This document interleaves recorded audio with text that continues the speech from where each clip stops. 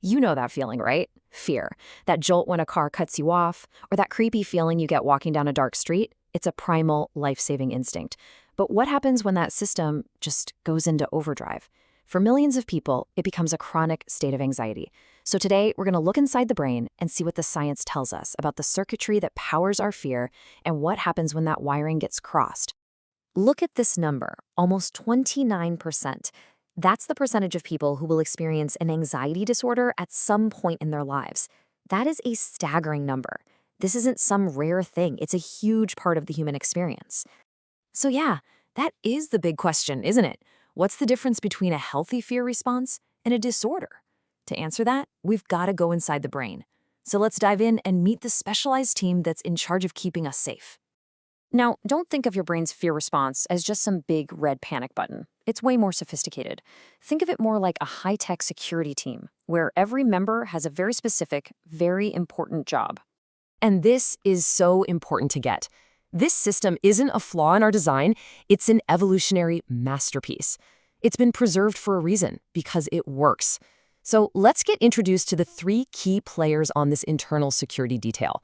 First up, you've got the amygdala. This is the alarm. It's like an incredibly sensitive smoke detector. Its whole job is to scan the world for danger, a weird sound, an angry face, and just blast the alarm. It absolutely acts first and asks questions later. Okay, so if the amygdala is the alarm, next we have the manager, the medial prefrontal cortex, or MPFC. This is the calm, rational part of the operation. So while the amygdala is screaming fire, the MPFC is the one that walks in, takes a look, and goes, whoa, whoa, everybody calm down, it's just burnt toast. It's the essential brake pedal for our fear response. And rounding out our team, we have the hippocampus. Think of this one as the team's librarian. Its job is to instantly pull up reference files from your memories. It tells the manager, hey, remember, we've seen this before and it was fine. Or, uh-oh, this is the corner where that bad thing happened. It gives the manager the context it needs to make the right call. So you've got the alarm, the manager, and the librarian, all working together in this beautiful balance. But what happens when that system breaks? That's exactly when we cross that critical line from healthy fear into disordered anxiety.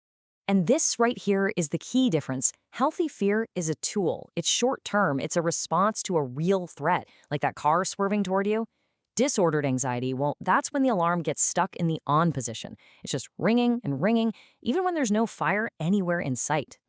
So how does that alarm get stuck? Well, fascinating research shows that something like chronic stress can physically rewire our brains. This quote is incredible because it shows that stress literally weakens the connections in our manager, the MPFC, while at the same time it strengthens the connections in our alarm, the amygdala.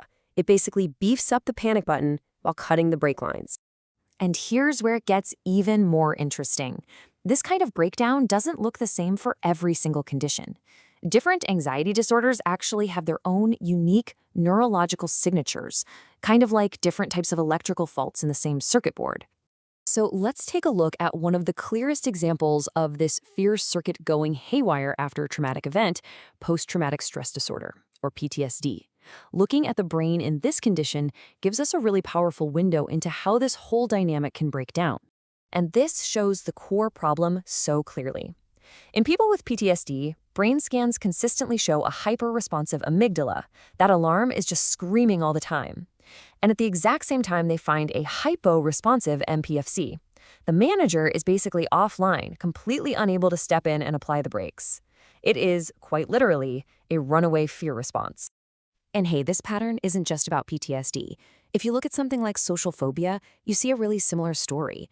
One of the most consistent findings is an over-the-top amygdala response, especially to social triggers, like someone's facial expression. The alarm just becomes way too sensitive to what it thinks are social threats. Okay, so we've seen how the circuit is supposed to work and all the ways it can break. And that might sound a little bleak, but this is actually the most exciting part of the research, because understanding the problem is the very first step to fixing it. This is a total game changer. This research reframes the entire conversation. Anxiety isn't a weakness. It's not a character flaw. It's not a lack of willpower. It's a biological issue, a problem with the wiring in the brain. And if it's a wiring problem, that means we can find ways to rewire it. And scientists are already hard at work on what's next. They're trying to figure out if these brain patterns are a risk factor you're born with, or if they develop after something happens. They're looking at using brain scans to predict which type of therapy will work best for which person, and even to watch the brain physically change as someone recovers. And that leaves us with a really powerful final thought. Just imagine a future where anxiety treatment isn't one size fits all.